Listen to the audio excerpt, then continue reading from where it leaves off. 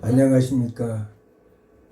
지난 한 주간 나라가 대선으로 인해서 굉장히 혼잡한 이런 상태 속에서 우리도 하나님의 말씀을 듣고 마음의 중심을 잡고 지금 이 나라는 체제전쟁입니다. 하나님 나라가 존속하느냐, 지금 사탄의 나라가 이 나라를 덮느냐, 이런 암울한 시대에 우리는 더욱더 하나님 나라의 온전한 하나님 나라의 위대한 그 하나님 나라를 우리는 생각하면서 오늘도 예수님이 선포하신 하나님 나라 제6강 감추인 보화와 또한 진주의 비유를 통해서 오늘도 말씀을 듣고자 합니다.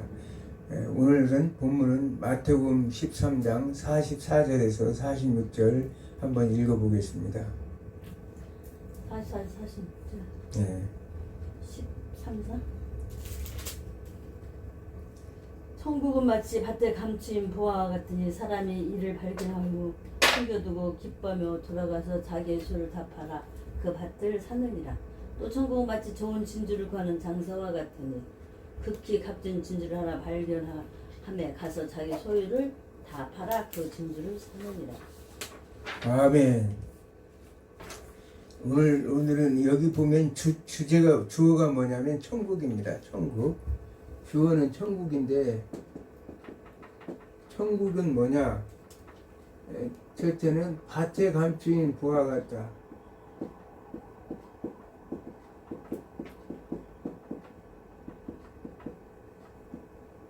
두 번째, 귀한 진주. 어떤 사람이 우연히 지나가다가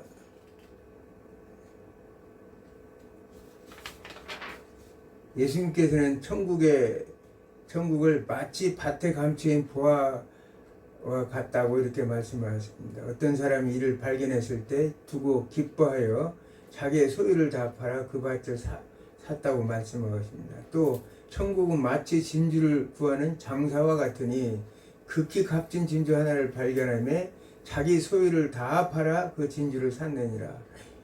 이 지금 값진 보화, 진주는 이제 그 고대 그 당시에서 진주를 가진 자들은 귀한 신분을 가진 자들. 이 말은 무슨 말이냐? 하나님 나라 이 천국은 뭐냐? 이 세상에서 가장 값진 보화들로 있는 곳이고, 또 가장 귀한 신분을 가진 자들이 소유할 수 있는 것이라는 사실을 성경은 우리에게 가르치고 있습니다. 자, 이 배경을 예수님께서는 어떻게 이 배경을 사용하셨는가?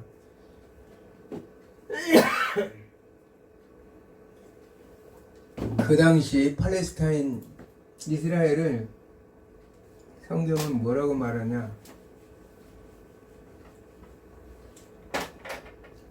이스라엘은 사이 땅이라고 말합니다. The land between, 사이 땅. 어떤 땅이냐? 사이 땅인데 무슨 말이냐? 이스라엘이 여기 있으면 여기는 유럽이 있고 아시아, 이 밑에 지역은 아프리카. 중간에 끼어있는 나라가 이스라엘이라는 거예요.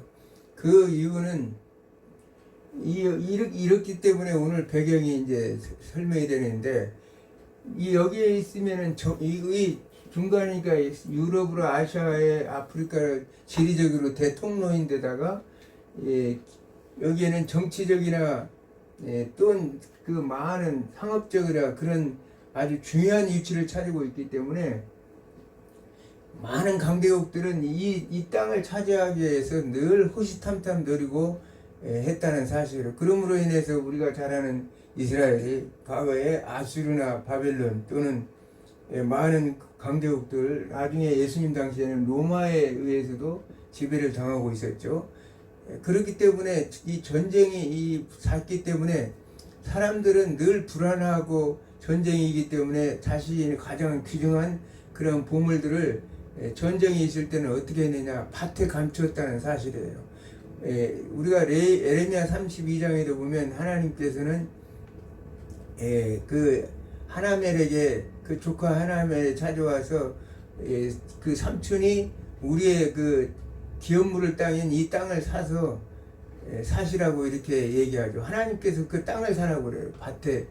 밭을 사서 땅을 사라. 왜 그러느냐, 그 매매 증서를 하나님께서 인봉해서 항아리에 집어넣어서 그것을 이제 항아리에 집어넣으라고 이렇게 얘기하죠. 그 이유는 뭐냐, 전쟁으로 인해서 그 모든 것들이 유실될 수가 있기 때문에 나중에 포로로 하나님께서는 희망적인 메시지를 주는 거죠.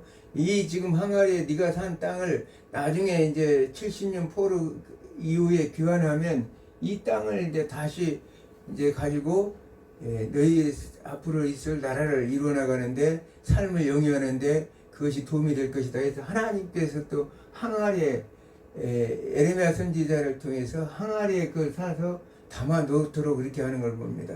이 당시에는 전쟁이 있기 때문에 사람들은, 전쟁이 심하기 때문에 귀금속을 어떻게 했냐, 보물을, 그 귀한 그 보물을 어떻게 하느냐, 항아리에 집어넣고 밭에 감췄다는 사실이에요. 그래서 마치 이제 결국은 이제 많은 전쟁으로 나가서 포로로 잡혀가든지 어떤 전화로 인해서 그 밭의 주인이 죽을 수도 있고, 그럴 경우도 있다는 사실입니다. 그러므로 인해서 그 비밀을 아는 사람은 감춘 사람밖에 모르는데, 결국은 그것이 이제 어느 날 이제 아마 거기에 있는 소작농이라든지 농사를 짓는 사람이 그것을 밭을 일구다가 그것을 발견했겠죠. 발견했을 때 그 농부는 너무나 기쁜 나머지 이 자기네 전 재산을 팔아서 그 땅을 샀다는 거. 그러면 땅을 샀으면 땅을 산 사람이 누구냐? 바로 땅을 산 사람이 주인이 되는 거예요. 그래서 그 보물에 결국은 주인이 땅을 산 사람이 되는 거죠. 진주장사도 마찬가지입니다. 세상에서 가장 값싼 진주, 자신이 그 당시에는 좋은 진주를 가진 사람일수록 그 신분이 높은 직분을 가지고 있었는데, 그런 신분을 가진 자들이 더 좋은 것을 얻기 위해서 찾다가 좋은 아주 값진 진주를 발견해서, 여기서 중요한 것은 자신의 소유를 다 팔아서 샀다는 거예요.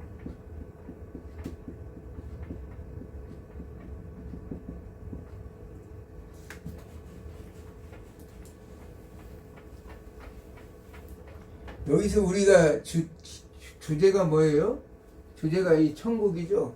자, 천국에 이르는 것이, 우리는 이 땅에서 천국 오면 아무런 그냥 입으로 하나님 나라 저 천국 하니까 값이 없이 희소 가치가 없는 것 같이 이렇게 생각하는데, 천국이라는 것은 이렇게 소중하고 귀중한 것이라는 거예요. 그러므로 인해서 천국에 우리가 가기 위해서는 어떻게 해야 되느냐? 첫 번째로 예수 그리스도를 만나야 돼요.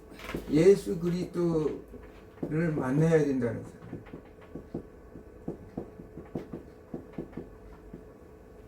이 세상에서 가장 값진 것은 뭐냐? 바로 예수 그리스도라고 그러죠.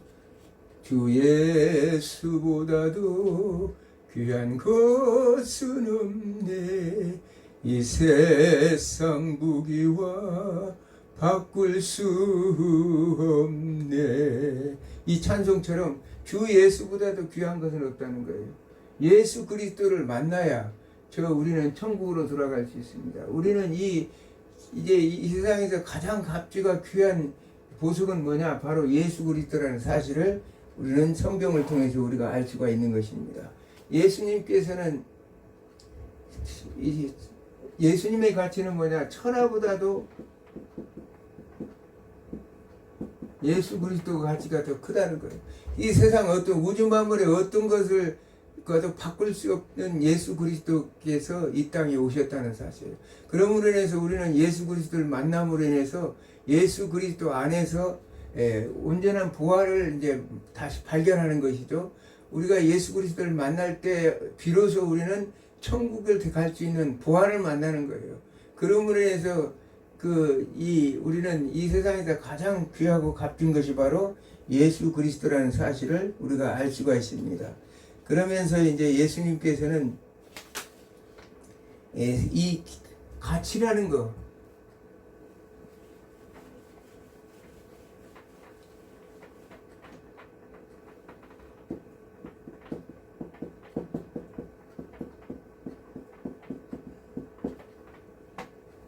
보편적으로 가치가 큰 것일수록 희소 가치가 높다고 그러죠. 다이아몬드가 왜 그 희소 가치가 크냐면 귀하기 때문입니다. 예수 그리스도께서는 이 땅에 오셔서 세상에 어떠한 것보다 크고 귀한 가치가 큰 보물일과 같은 존재이시지만 우리는 예수 그리스도를 때로는 아무런 물과 공기가 없어서는 살 수가 없는 것처럼 예수 그리스도 없이는 우리는 살 수가 없는 존재들인데도 우리는 예수 그리스도에 대한 가치를 잊어버리고 산다는 사실이에요. 예수님이 얼마나 귀한 가치냐. 이렇게 천하와도 바꿀 수 없는 그 예수 그리스도를 하나님께서 우리를 위해서 독생성자 예수 그리스도를 우리를 위해서 십자가에 못 박혀 죽으시기까지 우리를 구속하기 위해서 보내주셨다는 사실은 얼마나 하나님께서 우리를 귀하게 여기는 것인가를 우리가 알 수가 있습니다. 두 번째 이제 가장 귀한 가치는 바로 하나님의 백성들이라는 사실이에요. 예수 그리스도를 믿는 하나님의 백성들이라는 사실입니다. 하나님께서는 일찍이 우리가 출애굽기 19장 5절을 보면 세계가 다 내게 속하였나니 너희가 내 말을 잘 듣고 내 언약을 지키면 너희는 모든 민족 중에서 내 소유가 되고 여기서 말씀하시는 너희가 하나님께서 언약을 맺는데 이스라엘 백성들이 너희가 내 언약을 지키면 너희들은 모든 민족 중에서 내 소유가 된다. 이 소유라는 말은 히브리어로 세굴라라는 말입니다. 세굴라. 이 세굴라가 가장 값진 보석과 같은 존재라는 말씀이에요. 그래서 하나님께서는 그 이스라엘 백성들, 하나님의 백성들을 어떻게 생각하느냐? 이 보석과 같은, 그렇기 때문에 귀한 가치로 생각한다는 거. 그러므로 인해서 예수 그리스도를 그 천하보다도 더 귀한 예수 그리스도를 이 땅에 보내셔서 우리의 인생들을 위해서 그 십자가에 못 박혀 죽으시기까지 우리를 사랑하셨다는 사실을 우리가 알 수 있습니다. 그 예수 그리스도의 그 크신 은혜와 사랑, 그것을 우리는 알아야 된다고. 그러면서 예수님의 이 세상에서 하나님 차원에서는 가장 귀하고 값진 보석과 진주보다도 더 귀한 가치가 있는 존재이시지만 우리 또한 하나님의 백성으로서 하나님이 얼마나 사랑하셨으면 그 천하와도 바꿀 수 없는 예수 그리스도를 이 땅에 보내셔서 우리가 하나님의 자녀가 되게 하셔서 하나님의 소유, 세굴러가 되게 하셨다는 거예요.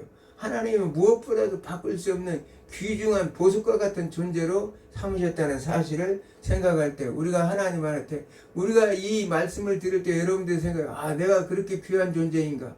우리는 기뻐하지 않을 수가 없어요. 처음 오늘 진주상사가 그 어떤 자가 그 보물을 발견했을 때, 진주를 발견했을 때 그 기쁨보다도 오늘 나와 여러분들이 더 예수 그리스도를 만나서 하나님의 자녀가 되었다는 이 사실을 알면서 우리는 더욱더 기뻐하며 즐거워하며 하나님 앞에 감사해야 된다는 사실을 우리가 알 수 있습니다.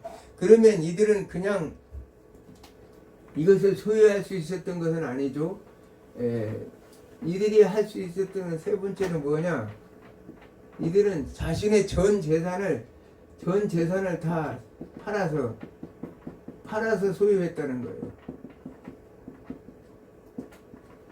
하나님의 백성들이 하나님의 자녀가 되고 이 세상에서 가장 존귀한 하나님이 말씀하시는 세굴라와 같은 그런 귀한 보석과 같은 존재가 되기 위해서는 우리가 이제 그 존재가 왜 우리는 그 보석과 같은 존재냐면 우리는 바로 우리 자신이 하나님 나라 천국의 백성이기 때문이라는 거예요. 천국의 백성은 어떻게 해요? 아까 예수님께서 주어가 천국이에요. 천국은 이런 존재, 사람들이 존재하는 곳이다. 보석과 같은 그런 아름다운 자들이 존재하는 곳인데 우리 자신이 보석과 같은 존재이기 때문에 우리가 천국의 백성들이기 때문에 우리는 그것에 대한 그것을 소유하기 위해서 내가 하나님의 백성으로서 보석과 같은 존재가 되기 위해서는 이 두 이 사람들은 오늘 본문의 주인공들은 어떻게 자신의 전 재산을 팔아 그것을 소유했다는 사실입니다. 우리가 초대교회 예수 그리스도가 이 땅에 오셔서 2000년 전에 이 땅에 오셔서 많은 사람들이 예수 그리스도를 만났죠. 예수 그리스도를 만난 자들이 어떻게 살았느냐. 사도행전 우리는 2장에 보면은 2장 44절 보면은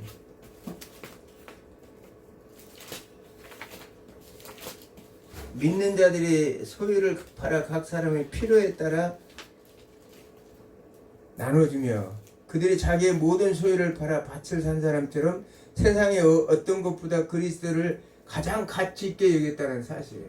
세상의 어떤 것보다도 그들은 무엇보다도 가치 있게 생각했다는 사실을 알 수가 있습니다. 있는 사람이 다 함께 있어 모든 물건을 서로 동행하고 또 재산과 소유를 팔아 각 사람의 필요를 따라 나눠주며 날마다 마음을 갖자 성전에 먹이를 힘쓰고 집에서 떡을 떼며 기름과 순전한 마음으로 음식을 먹이고 하나님을 찬매며 또 온 백성에게 칭송을 받으며 주께서 구원 받는 사람을 날마다 더하게 하십니다.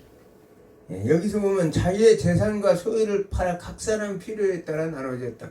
하나님의 백성들이 살아가는 방법이라는 사실입니다. 오늘 우리는 부자 청년에 대해서 예수님께서 마가복음 10장에 알 수 있죠. 어느 날 예수님이 걸어가는데 부자 청년이 나타났습니다. 부자 청년이 나타나서 하느님에게 선하신 선생님이시여 어떻게 해야 이 영생의 길로 우리가 어떻게 해야 내가 무엇을 하여야 영생을 얻으리까 이렇게 말씀하니까 예수님이 하시는 말씀이 내가 율법을 지켜라. 율법을 지켜 행하라고 그러니까 내가 그 율법을 다 지켜 행하였나이다. 그러니까 예수님이 그러면 너희가 가지고 있는 모든 것들을 다 팔아 가난한 자 이웃에게 나눠줘라 이렇게 말했을 때 그가 이르되 그가 이제 그래서 그가 실망하고 그냥 돌아가는 것을 봅니다. 그런 자들은 결국은 천국을 소유할 자격이 없어요. 천국은 오늘 예수님의 말씀처럼 자신의 소유를 다 팔아 그것을 사는 것이 천국의 백성들의 그 자세라고 이렇게 말하고 있습니다. 자격이 주어지는 거죠. 천국의 가치를 아는 사람은 내 모든 것을 다 헌신적으로 다 바쳐서 그것을 소유하려고 생각하고 있다는 사실. 그렇게 생각한다는 거예요. 그러므로서 마가복음 10장 29절을 보니까 예수님께서 이르시되 내가 진실로 너희에게 이르노니 나와 복음을 위하여 집이나 형제나 자매나 어머니나 아버지나 자식이나 전토를 벌인 자는 현세에 있어 집과 형제와 자매와 어머니와 자식과 전토를 100배나 받되 박해를 겸하여 받고 내세의 영생을 받지 못할 자가 없느니라. 여기서 말하는 것은 하나님의 나라의 백성으로서 천국을 소유할 자들은 부모나 형제나 자식이나 전토 그 자신의 재산들을 이렇게 버린 자들은 현세에 있어서 지금 이 하나님께서는 현세에 이렇게 하나님께서 100배나 복을 주시며 또한 그 하나님의 나라를 소유하기 위해서는 여기서는 박해도 겸하여 받는다고 예수님께서 말씀하시면서 마태복음 몇 장이에요?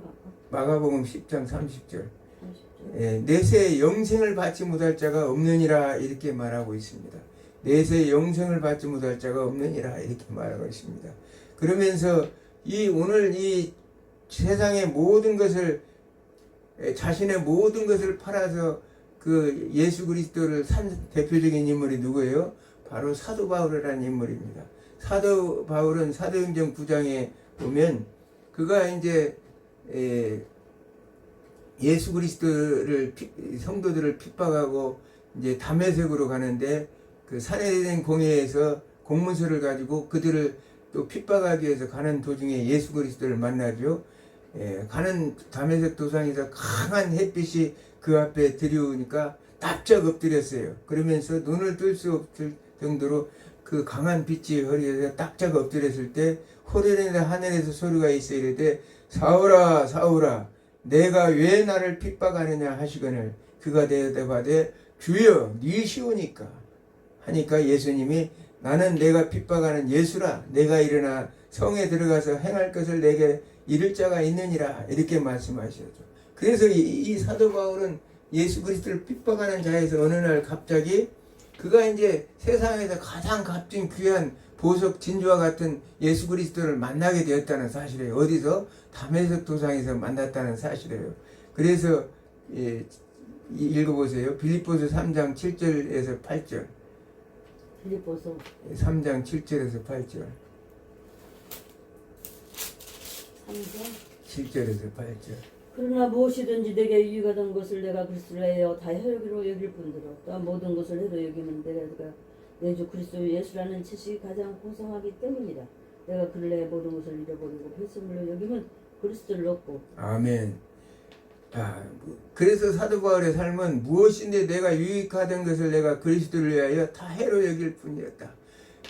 예수 그리스도를 만나니까 세상에서 가장 값지고 귀한 보석과 진주와 같은 예수 그리스도를 만나니까 그는 세상에 아무것도 보이질 않았다는 거예요. 예수 그리스도가 얼마나 값지고 귀한 존재라는 것을 알게 되었고, 그러므로 해서 그는 모든 것을 해로 여기고 이제 예수 그리스도를 아는 지식이 가장 고상하다고 생각했다는 사실입니다. 그리하여 그 위하여 모든 것을 잃어버리고 배설물로 여겼다. 그리스도를 얻기 위해서 모든 것들을 다 잃어버리고 배설물로 여겼다는 사실이에요. 그런 인해서 사도 바울은 그 삶은 어떠냐? 고린도후서 11장 23절에 27절에 보면 내가 수고하도록 넘치도록 하고 옥에 갇히기도 하고, 아까도 뭐라고 했어요? 그 예수님 와서 이 현세에 그 100배나 축복을 주지만 핍박도 받는다고 그랬죠. 옥에 갇히기도 하고 더 많이 하도 매도 수없이 맞고 여러 번 죽을 뻔했으며 40의 가만한 매를 5번이나 맞고 배가 파손되어 일주야를 깊은 바다에 지냈으며 강도와 동족과 이방인의 위험과 신의 위험과 광야 위험과 바다의 위험과 거짓 형제의 위험을 당하고. 고린도서 몇 장? 고린도 후서 11장 23절이야. 수고하고 애쓰며 여러 번 자지 못하고 죽이며 목마르고 여러 번 굽고 헐벗었느니라. 가장 귀한 보석들을 만난 사도 바울은 예수 그리스도를 만난 이후에 그는 그 부자였던 사도 바울, 가죽 성경 하나가 집 한 채가보다 더 큰 그런 것을 살 정도의 그 사도 바울 목사님이었지만, 그가 지금 잠도 못 자고 목마르고 여러 번 금주됐다고 얘기합니다.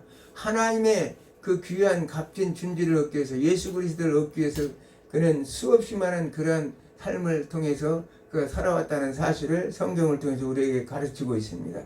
그에게 가장 귀한 가치를 얻기 위해서 그는 그렇게 선한 싸움을 했던 사실입니다. 디모데후서 4장 7절에서 8절 한번 읽어보겠습니다. 디모데후서 4장 7절에서 8절.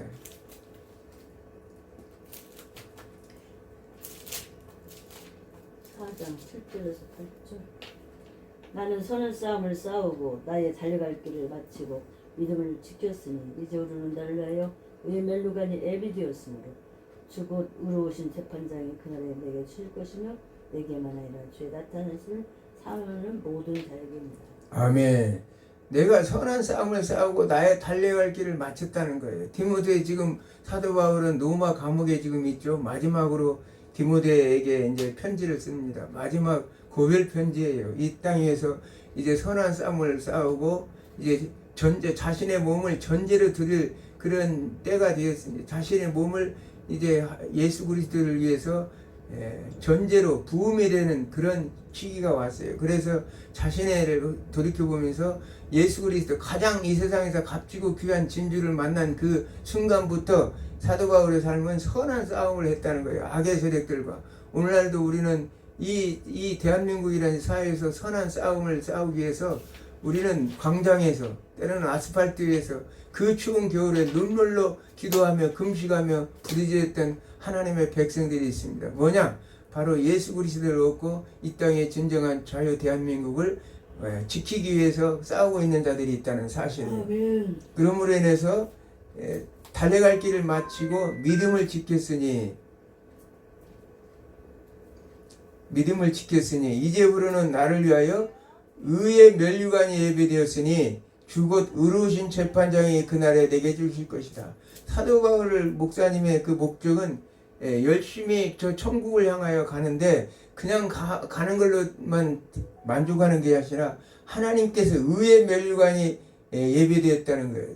의의 면류관은 헬라어로 디카이오신의 스테파노스라는 단어입니다. 의라는 것은 디카이오신이라는 단어고 면류관이라는 스테파노스라는 단어예요.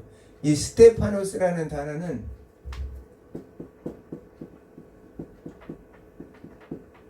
디카이오스? 디카이오신의 스테파노스 의의 면류관 디카이오신의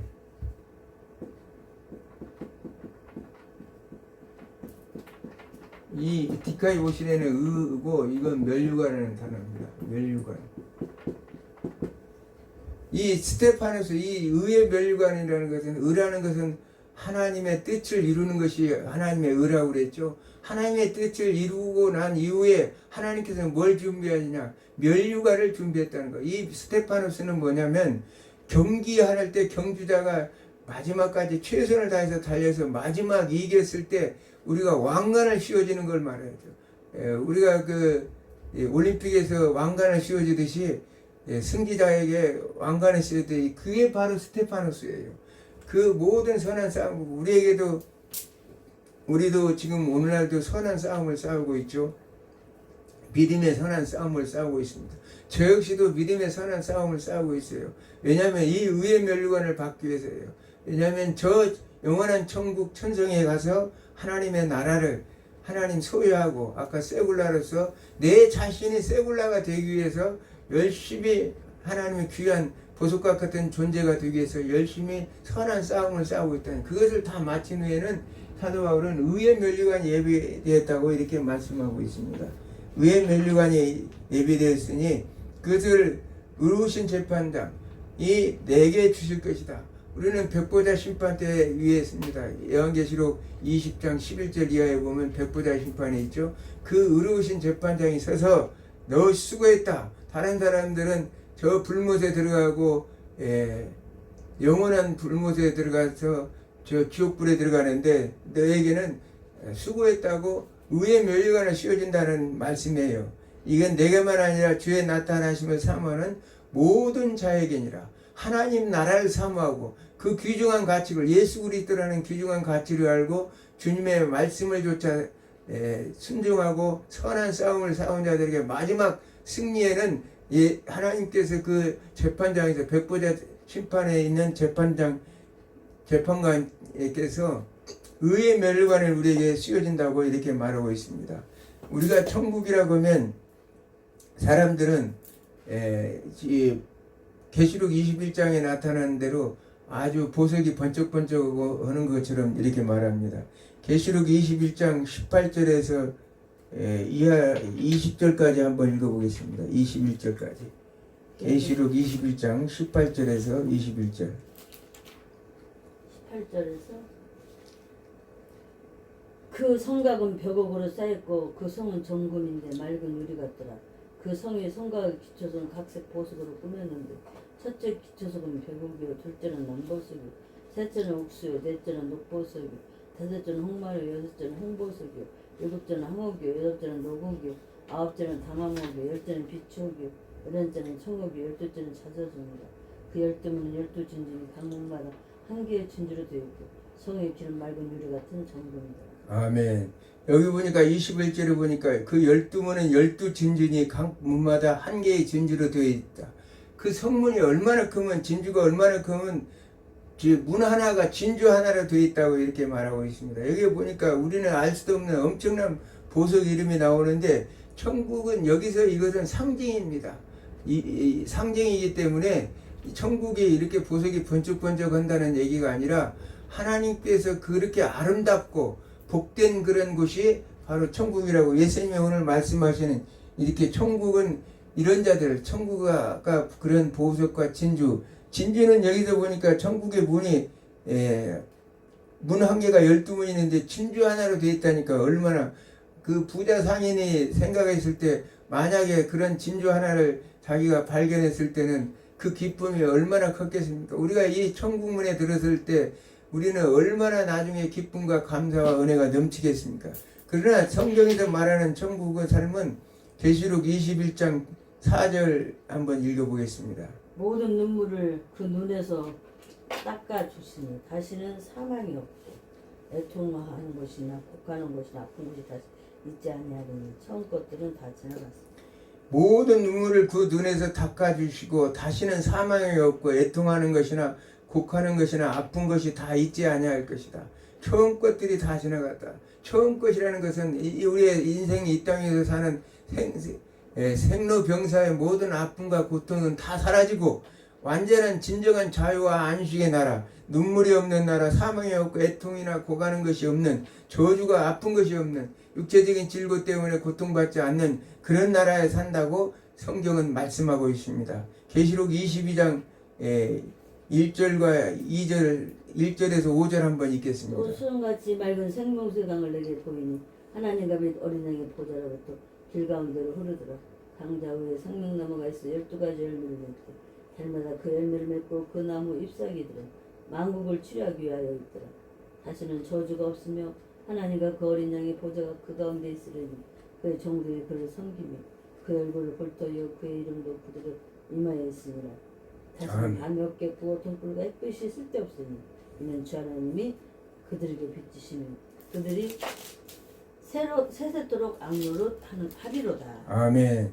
자, 계시록 22장 1절에서 5절 보면 다시는 이제 사망이 없게 좌우에 생명나무 생수가 열매가 있는데 우리는 이미 고목나무 같은 인생에서 죽음과 같은 인생 중에 예수 그리스도가 이 땅에 오셔서 그 생명의 기운 네샤마 처음 우리에게 흙에서 인간을 창조할 때 네샤마 하임이라고 했죠. 생기를 불어넣어 주신 것처럼 우리에게 생명의 기운을 불어넣으셔서 우리는 생명나무가 되었다는 사실이에요.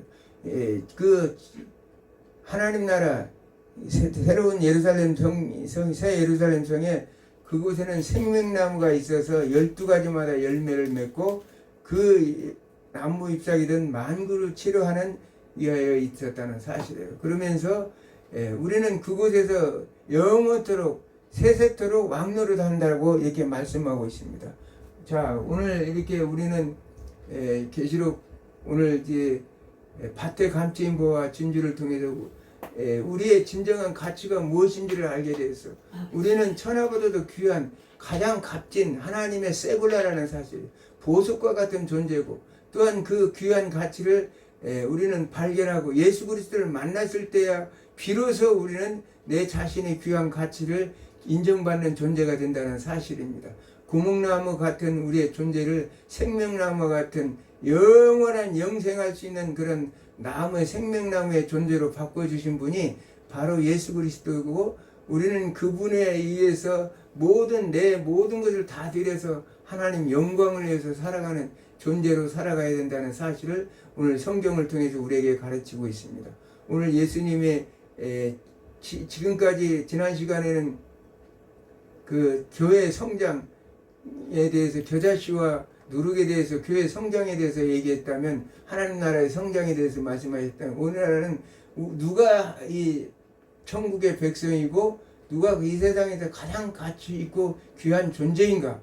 가장 가치 있고 귀한 존재는 천하도 바꿀 수 없는 예수 그리스도만이 가장 귀하고 가치 있는 존재고 그러면서 또 그 귀하고 가치 있는 존재가 우리 세상에서 하나님 입장에서 가장 귀한 존재, 보석과 같은 세굴라와 같은 존재를 구원하기 위해서 이 땅에 오셔서 우리를 위해서 기꺼이 자신의 생명을 들여서 하나님의 겨자씨가 되어서 우리의 몸 안에 들어가서 생명의 기운인 성령의 능력과 권능으로 우리가 새 힘을 얻어서 하나님의 자녀가 되어서 이제는 온 천하 만국을 통해서 앞으로 세세토록 왕노릇 할 그날만을 바라보며 살아갈 수 있게 하였다는 사실이에요. 이것이 오늘 본문에서 귀한 보석을 만났던 그 두 사람의 그 기쁨을 감출 수 없었다. 우리는 이 말씀을 통해서 내가 얼마나 귀중하고 값진 존재라는 것을 알고 우리는 기쁨을 누려야 돼요. 이 땅 위에서 현세에서도 우리는 이미 하나님 나라는 현세에 이루었기 때문에 우리가 마음 놓고 기쁨을 누리고 행복하고 복된 삶을 살기를 주님의 이름으로 축원합니다. 한 주간도 여러분 삶이 진정한 행복만 가득 차고 하나님 은혜가 충만한 한 주간이 되고 기쁨과 감사만 넘치도록 함께하기를 주님의 이름으로 축원합니다. 기도합니다.